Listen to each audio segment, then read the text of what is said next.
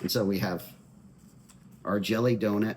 That's a herniated disc. Well, makes sense, right? If I leave this herniated disc here, aka a donut, overnight, this jelly will likely just be a stain, right?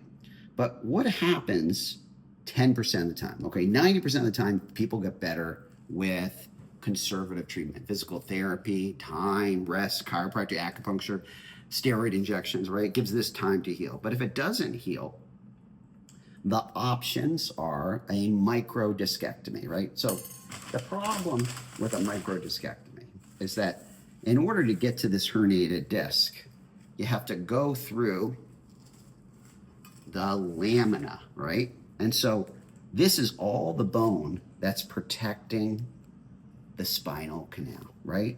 And so then the surgeon has to remove this bone here, exposing the spinal canal to get to the herniated disc and remove it, right? It's a very successful procedure, but the problem was once you have a laminectomy, there's about a 5 to 10% chance this disc can recur. Well, after that, you might be looking at a fusion as the next operation. And the risks of this procedure are spinal fluid leak, which is a 5 to 15% chance with that procedure.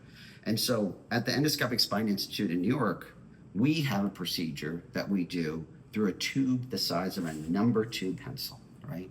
And so we aren't going in the middle of the spine or just off the middle to remove all this bone.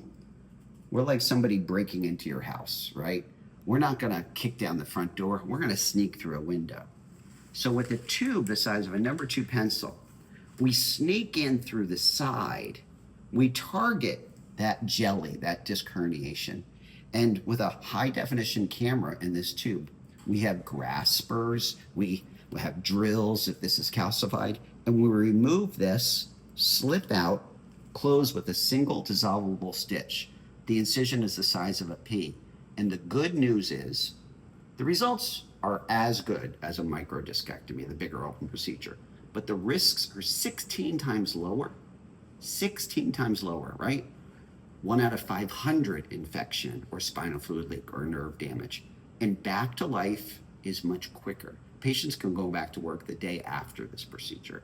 So this is a herniated disc. This is how you treat it endoscopically.